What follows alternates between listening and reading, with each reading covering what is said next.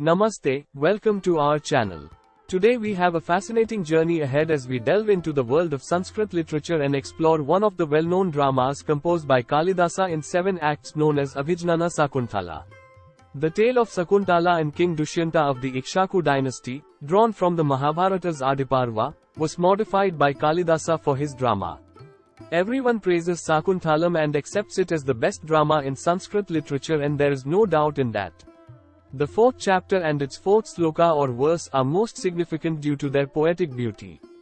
But the entire narrative of Vyasa was altered by Kalidasa's inclusion of a ring as a condition of Dushyanta and Sakuntala's union in his updated account.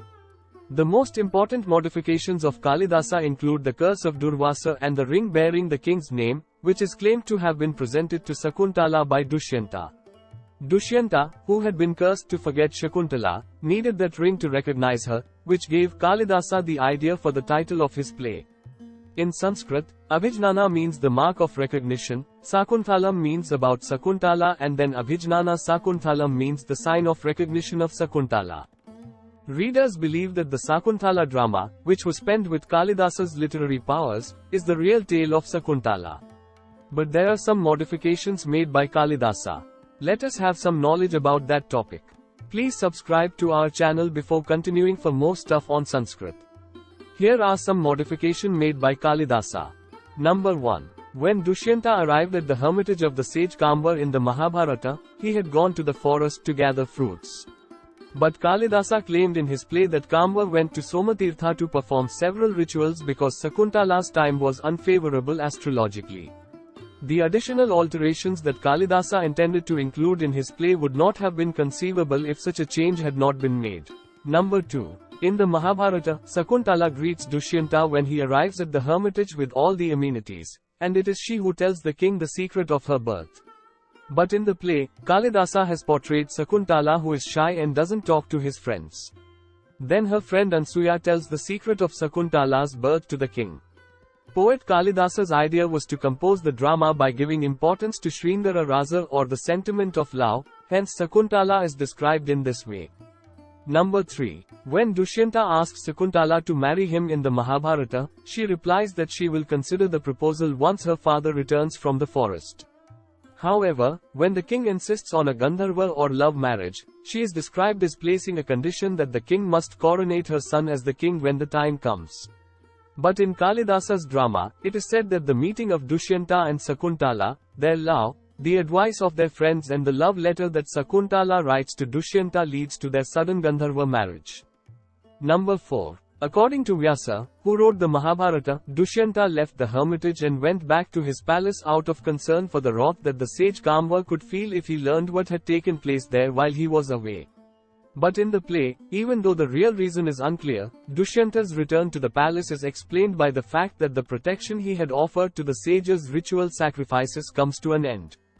Number 5. Sakuntala gives birth to Sarvadama, the son of Shakuntala and Dushyanta, who later began to be known as Bharata, at sage Kamvar's hermitage in the Mahabharata. But in Kalidasa's play, Sakuntala gives birth in Kashyapa's hermitage after Dushyanta rejects her. Number 6. In the Mahabharata, Sakuntala leaves the forest with her son to Hastinapura, where the king's palace is located, as she does not see the king even after the birth of the child. But in the drama, Sakuntala goes out to the king when she is pregnant. Number 7. After reaching the palace, Sakuntala bows to the king and tells him to coronate her son Sarvadama as the king. But in the play, as Sakuntala comes to meet the king in the palace as a pregnant woman, so the issue of coronation does not arise. Number 8. According to the Mahabharata, Dushyanta purposefully stated that he did not know Sakuntala out of concern for his social standing. However, in the theatre, Dushyanta is portrayed as he forgot about Sakuntala due to the curse of Durvasa, and he subsequently regretted when he acquired the ring bearing his name from a fisherman. Number 9. The Mahabharata claims that Sakuntala returned to Kanva's hermitage following her rejection by Dushyanta. However, according to Kalidasa, Menaka, who appeared in the guise of a brilliant light, took Sakuntala to sage Kashyapa's hermitage. Number 10. According to the Mahabharata, the king was only willing to accept them when a supernatural revelation revealed that Sarvadama is Dushyanta's son and that he have to accept Shakuntala.